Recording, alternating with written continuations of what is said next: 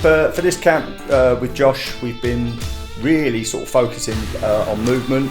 Josh's previous fights, and the way Josh fights, he likes to stand and bang, but we want to sort of showcase Josh's skills, because he's more than that as a fighter. You know, Josh can move. Josh is a technical guy when he wants to be. So we're trying to go down that route really for this fight, just to give everybody a good show.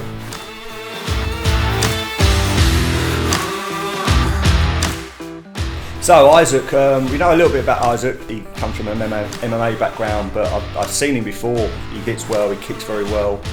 But this fight's a pro-am fight, so full Thai rules, elbows involved, knees involved. So we're gonna rough him up a little bit and see if he's a Thai boxer or just an MMA fighter who wants to do some stand-up.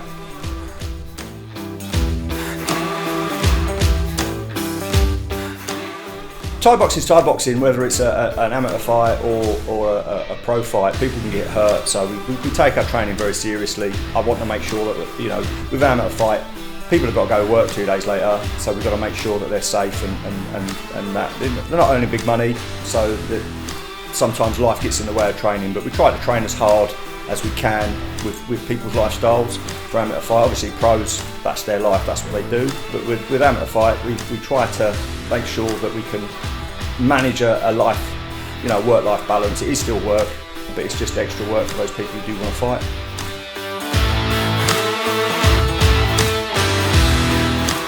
Yeah, the upcoming fights, we're a small gym, you know, we're a tiny little gym with not many fighters, and sometimes it's hard if one of the lads or lasses gets a knock.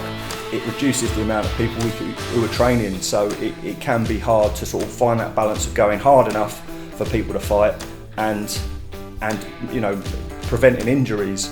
And this, so far, you know, January, February, March are just crazy for Thai boxing shows. There are so many out there at the moment, and we're trying to sort of get on as many as we can. So it's trying to making sure that, again, expectations are met for promoters, but also the fighters, because, you know, even amateurs, you can't be fighting every 3-4 weeks with, you know, and staying injury free.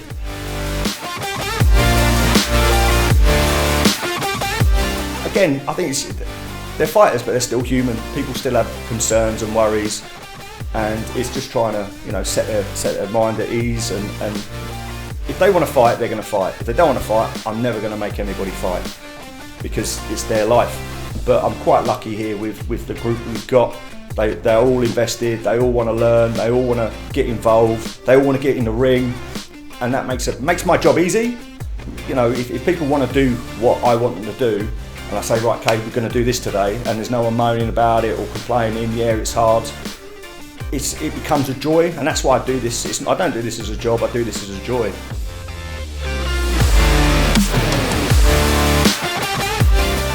So my coaching style, I'm very lucky that the people who taught me, you know, the great Chris Knowles was the guy who taught me, Andy Henry, you know, these guys are legends in Thai boxing as far as I'm concerned, and I was lucky enough to be taught by them, and I just try and carry on the ethos that I had from those gyms. You know, Ash Geddins, who's now in America, him as well. It's such a pleasure to be able to pass on that to the sort of the next generation of fighter. And you know, the proof's in the pudding. These guys are fighting, they're going on these big shows, they're winning on big shows. You know, I'm lucky to have them more than they're lucky to have me.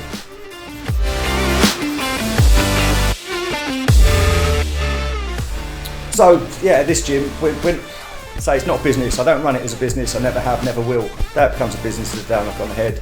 Here we're a community, we're a family. You know, people come down here. You know, Josh is a fighter, comes down and trains with the kids. We've got ladies who come in and train. They bring their dogs, and do you know, it's one of those places that everybody gets involved with everybody else. Everybody supports everybody else, not just in the gym but in life. It's, you know, it's a blessing for me to be here. You know, and it just passes on down. Everybody sort of works together, loves each other. Yeah, it's my passion. It's my love. I love it.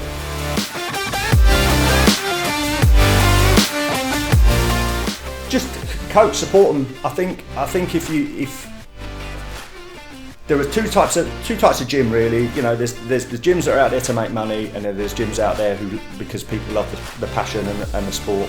You know, up here in Leeds, we're very, very lucky with some of the gyms we've got up here, and some of the coaches that really do love the gym. You know, big shout outs to Yat Frontier, Bad Company, massive gyms with coaches and people who love the sport, you know, and we're lucky to be in the same area as them, the same category as them. We might be a small gym, but we've got the same belief system as a lot of these gyms.